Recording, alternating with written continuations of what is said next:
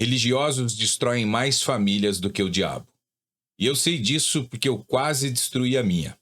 Na ânsia de querer acertar, eu me tornei perfeito demais para a religião e falho demais para minha casa. Eu me achava santo demais. Eu tinha um certo tipo de orgulho espiritual.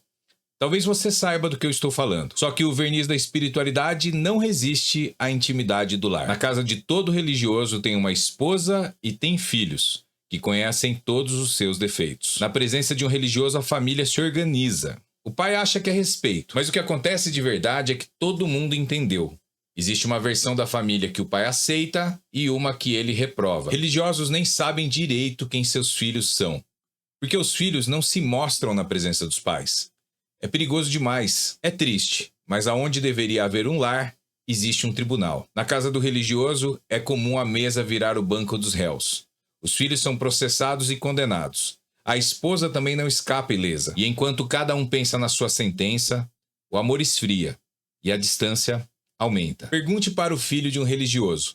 Com certeza, ele se lembra do dia que ele não pôde ir na festa de aniversário do melhor amigo porque a festa era do Mickey. Para o religioso, o Mickey é da Disney, a Disney é satânica e pronto. Não vai. Pode perguntar. Você vai ver que ele nunca foi na festa junina, ele nunca assistiu Harry Potter e o Ben 10 ele só assistiu escondido. Eu tenho certeza que esse filho também se lembra do dia que escapou Eu adoro lasanha. O pai olhou para ele com reprovação e disse: adorar somente a Deus. Crianças não entendem de teologia, mas entendem de contradição. Para o filho de um religioso, é difícil de pensar em Deus como um pai amoroso. Para ele, Deus parece mais um gerente cósmico em busca da perfeição. Conforme ele cresce, as coisas não melhoram. Pioram, na verdade. Porque com a consciência da vida adulta, o filho de um religioso percebe que seu pai é inseguro e que no fundo, ele morre de medo da vida. Na tentativa de criar crianças perfeitas, o religioso destrói muito mais do que a infância dos seus filhos. Ele destrói o relacionamento deles com o Criador. Religiosos não criam filhos para o reino. Eles criam ateus em potencial. Crianças que frequentam a igreja por medo e falta de opção, mas que quando crescem, se vão. A religiosidade é uma blindagem. Quase nada tem o poder de mudar um religioso. Eu só mudei porque eu fui confrontado com duas verdades. A primeira, minha fé praticamente não tinha frutos. E a segunda, minha família sofria com a minha postura. E foi assim que eu percebi quem eu tinha me tornado.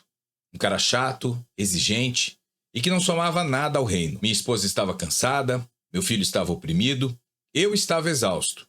E confesso, eu não sabia por onde recomeçar. Comecei pedindo desculpas. O que é mais poderoso do que um pedido de desculpas verdadeiro? Se você teve um pai religioso, você consegue imaginar o quanto isso foi difícil para mim. Religiosos não descem do castelo de marfim por qualquer motivo. Mas eu não queria mais ficar sozinho na minha torre. Desci. E lá embaixo, eu reencontrei a minha família. Nessa época, meu filho devia ter uns 8 anos, mais ou menos. E foi ali que eu salvei a nossa família. Só para você ter uma ideia do impacto que tudo isso teve na vida da nossa família, eu vou te contar uma história que aconteceu na escola que meu filho estudava. Ele estudou nessa escola em 2 momentos diferentes. Em um primeiro momento, ele entrou lá com uns 4 anos e saiu com uns 7, mais ou menos. E em um segundo, ele entrou lá com uns 10 e saiu com uns 14. O primeiro momento corresponde à fase mais religiosa da minha vida. E o segundo já acontece na fase que eu percebi o estrago que eu estava fazendo. Um dia, nessa segunda fase dele na escola, uma coordenadora que conhecia meu filho desde muito pequeno chamou a minha esposa e fez uma pergunta para ela. Uma pergunta que marcou a nossa história. Ela perguntou se a gente tinha mudado de igreja. A minha esposa disse que não e perguntou o porquê daquele questionamento.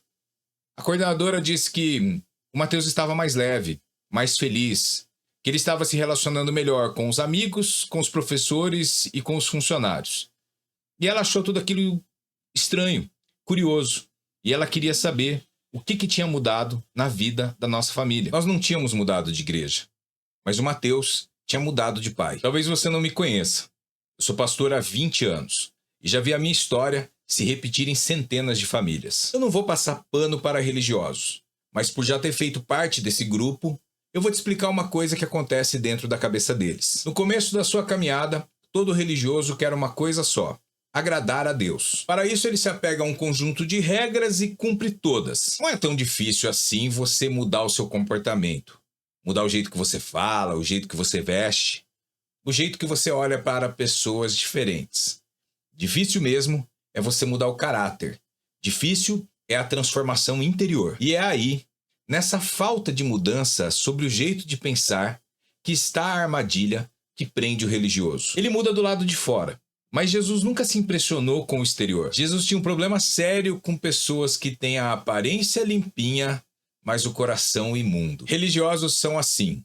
E se você ainda entendeu, religioso não é quem vai na igreja, é quem vai, se preocupa com a renovação da embalagem, mas não se preocupa em mudar o conteúdo. Talvez uma das piores coisas que a religiosidade tenha feito foi sequestrar o conceito de santidade. Ela ensina que ser santo é ser separado. Então o religioso se isola em seu sistema de regras e castigos e se separa das pessoas. Mas olhe para Jesus. Ele não se separava das pessoas. Ele se separava do pecado. E a santidade de Cristo não era um muro, era um imã. Se a sua santidade te transforma em alguém insuportável, você não está ficando mais parecido com Jesus. Você só está ficando mais chato e mais solitário. Jesus era irresistível para o pecador. O religioso é repulsivo. Religiosos precisam de plateia, porque o compromisso deles é com a performance. Sem plateia, quem vai admirar tamanho vulto moral? Mas é aí que o mecanismo sai de controle. Não é maldade, nunca foi maldade. O religioso, inclusive, é um homem que começou querendo agradar a Deus, mas terminou querendo impressionar os homens. E no meio dessa confusão espiritual, o lar, que deveria ser o lugar mais seguro para a família, se transforma no palco do religioso. O religioso acha que a espiritualidade está na forma, e ele nunca percebe que ela está na presença. A perfeição do religioso não deixa espaço para o descanso. Ele está sempre correndo, mas nunca amando. O religioso fala de Deus o tempo todo, mas ele nunca para ouvir o que Deus tem a dizer. O religioso nunca entenderia Jesus. Jesus parava, tocava, ele ouvia as pessoas. Jesus não estava apenas no mesmo lugar que as pessoas. Ele estava presente para elas. Presença e espiritualidade são dois lados da mesma moeda. Não tem como você ser uma pessoa espiritual sem você ser uma pessoa que está presente para quem precisa de você. Se você quer viver a verdadeira espiritualidade, seja presente para sua esposa, para os seus filhos, para os seus amigos e para aqueles que precisam da sua ajuda. Além disso tudo, Jesus tinha uma necessidade que eu e você também temos. Ele precisava estar presente para Deus. Ele sabia que o Pai sempre estava presente para ele.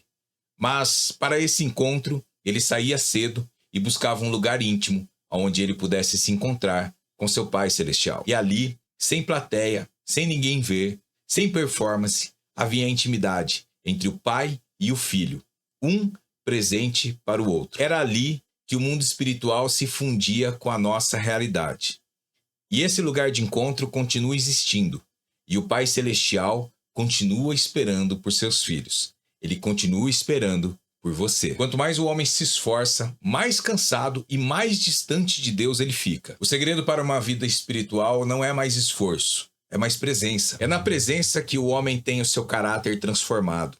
É na presença que sua alma se engrandece. É na presença que ele se torna, de fato, mais parecido com Jesus. E isso acontece não porque o homem decorou mais um versículo, mas porque ele estava com aquele que é o autor de todos os versículos. Quando você passa tempo com uma pessoa, você pega o jeito dela. Você começa a falar igual ela, vocês ficam mais parecidos. Somente a presença transforma pessoas comuns em amigos. E com Deus não é diferente. Meu filho não precisava de um pai perfeito. Ele precisava de um pai que estivesse no meio de suas contradições, tentando viver o reino, que errasse, pedisse desculpa, caísse, se levantasse e no meio dessas batalhas da vida, revelasse para ele no dia a dia o que é de verdade ser uma pessoa espiritual. E isso aconteceu. Quando eu parei, fiquei presente para ele e presente para Deus. Ao assumir as minhas contradições, eu me tornei um modelo muito mais real para minha família, para os meus amigos e para minha igreja. A religiosidade constrói personagens, mas a espiritualidade constrói gente. Eu acho que você entendeu por que o religioso consegue destruir mais a sua família do que o diabo. Enquanto o diabo não consegue estar em todas as casas 24 horas por dia, o religioso está lá, promovendo um sistema que ele jura combater. O religioso prefere um filho fingido do que um filho feliz. Porque para ele, a pose de família perfeita é mais importante do que a verdadeira espiritualidade. Performance ou presença, tribunal ou lar. A decisão é sua.